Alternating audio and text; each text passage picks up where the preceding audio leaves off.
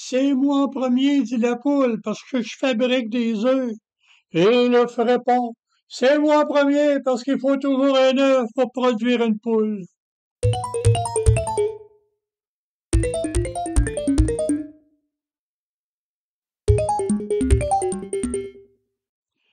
Quel est le plus vieux principe philosophique que tout le monde connaît? Même ceux qui n'ont pas réussi le cours de philo au cégep. Oui, c'est de savoir qui vient en premier, l'œuf ou la poule.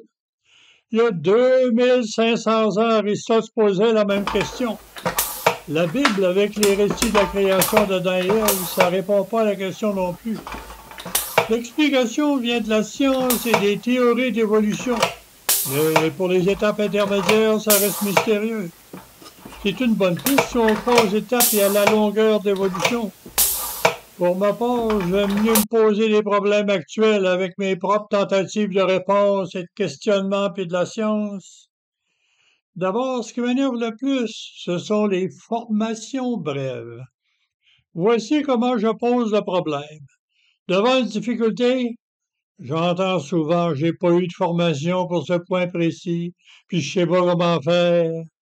Pourtant, une formation brève suffit. Et je me pose la question. Puisque c'est si simple, pourquoi avoir besoin d'une formation? Et celui qui donne la formation, là, a-t-il reçu lui-même une formation? Qui a reçu cette formation?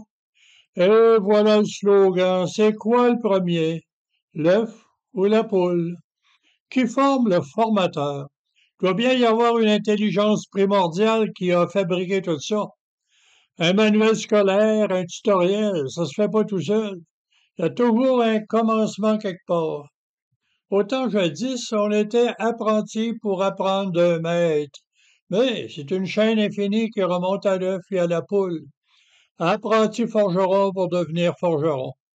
Par exemple, une grammaire, ça vient d'abord d'une langue parlée qui fut codifiée pour en faire une grammaire.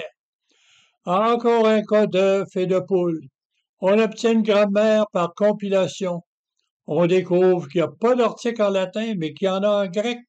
Malgré tout ça, il y a des exceptions. Ce qui m'inquiète le plus actuellement, c'est de sentir le besoin de formation brève pour toutes sortes de choses.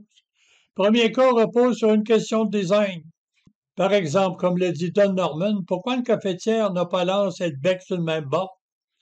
Juste l'imaginer donne la réponse. Un même design peut servir à divers usages. Prenons deux outils, l'un pour le travail du bois et l'autre pour la cuisine. Une chignole, c'est une perceuse à main. Un batteur à œufs à la main repose sur le même principe. Donc, si on sait battre un œuf, on sait faire un trou, sans formation brève. La connaissance est dans l'objet. Dans tous ces cas, personne n'a besoin de formation.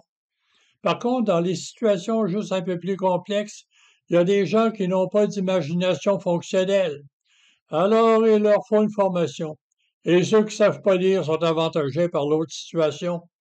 Ils jettent d'abord le manuel de fonctionnement et il suffit à leur imagination pour résoudre la question, puis pour assembler un meuble IKEA.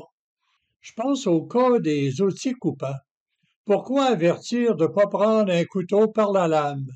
C'est une formation très brève dont certains ont besoin. Encore un cas où certaines personnes ont toujours besoin de formation, alors que l'évidence devrait suffire. Pourquoi avertir si c'est évident? Pour éviter les poursuites, au cas où quelqu'un dirait je ne savais pas. L'informatique en est un bon exemple. Examinons l'interface. C'est ça que l'usager doit accomplir pour que la machine fasse sa tâche.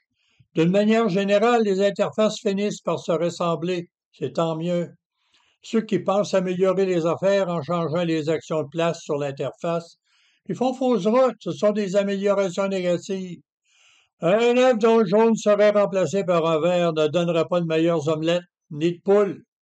Disons-le autrement, si un appareil demande un manuel d'opération plus compliqué que l'appareil lui-même, c'est à éviter comme un œuf qui engendrerait un autre œuf.